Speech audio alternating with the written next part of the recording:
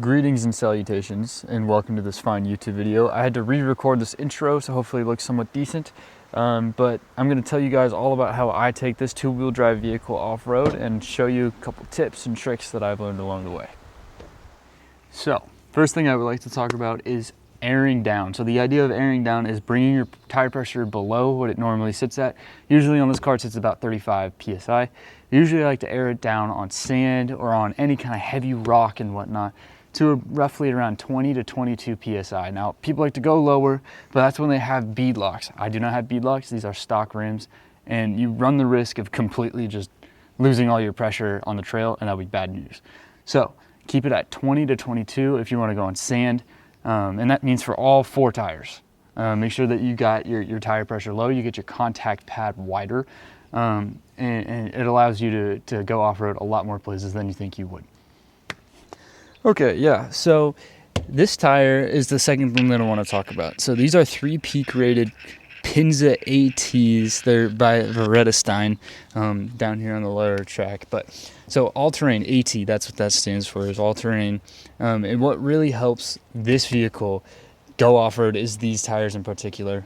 They're a little bit more expensive than your typical traditional, just road tire. But what will help you significantly is your tread. As you can see, I can get about, gets up to about right there. So it's a nice thicker tread. I've been running these for about 1.5 years, 2 years now. And they've literally never failed me on sand, on rock. I've taken it on a variety of places that most people would be kind of scared to take a two-wheel drive. So having this nice thick tread allows me to, go off-road, but also with this type of tire, and in particular, the Pinza ATs, for some reason, they work really well on the freeway. They don't hum, they don't buzz, they don't make any extra road noise, which is amazing.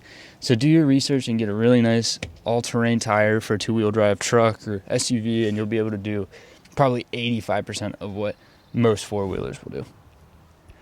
All right, yeah, so now I'm going to talk about a few tips and tricks on how to off-road reasonably in a two-wheel drive car. Understanding the science behind a vehicle with two-wheel drive or four-wheel drive is kind of a whole rabbit hole you can get into, but if you don't have a locker in a two-wheel drive car, you're technically only spinning one wheel.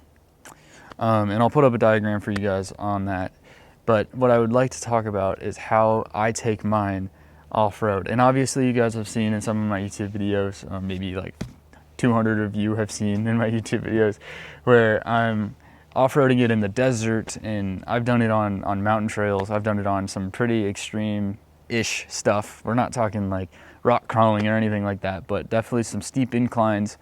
And one thing that you need to understand is you got momentum on your side. So we like to have a joke of you can always off-road something once, just as a matter if you can do it multiple times in a row. But then there's also the factor of you got to understand the limitations of your vehicle. Clearance is very important. How high up off the ground your axles are matters. You can center point something where you're just, constantly rubbing the underside of your vehicle, and make sure you're riding on berms and not, riding in the ruts. That's also another thing. Yeah, and so another thing that I really want to hone in on is when you're on sand and you just want to do overlanding, or you just want to do a little bit of off-roading, nothing crazy, you still want a daily drive, I actually would recommend a two-wheel drive.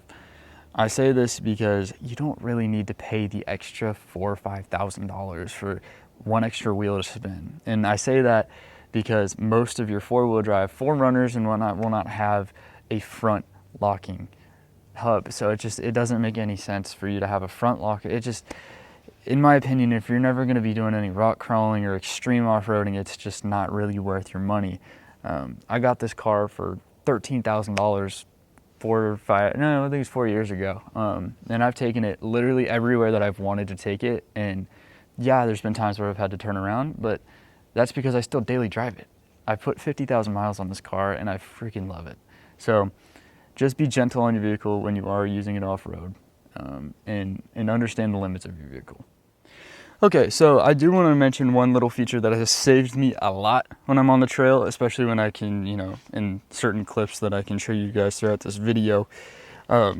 where I used this button here. It's called Auto LSD, and that stands for Limited Slip Differential.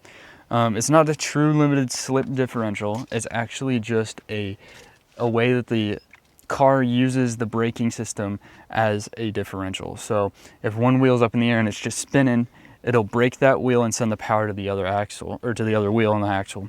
And that really bails me out a lot. I'll show you guys some more clips of that. And so having a feature like that is crucial. And also on top of that, if you guys can get a car with a locker, a lot of Toyota pre-runners have that on their Tacomas. And that's just a physical locker. You press a button or you put it into the actual locked position, and it allows those two wheels to spin at the same time.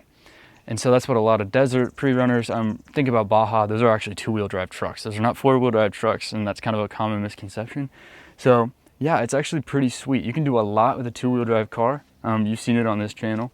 But yeah, I'm excited to continue to show you guys all about what a two-wheel drive can do. All right, well, thank you for watching. As always, we got Colin behind the camera. We're gonna get him in here for a second. Yeah, he's helped me with this little short video. It helps because this hand is cooked. And so, yeah, I hope you guys enjoyed watching this video. I know it's not really for everyone, so I'm not expecting a ton of views. So I hope that, that it was at least somewhat helpful for some of you guys, but yeah. Only the finest of videography here. Oh yeah.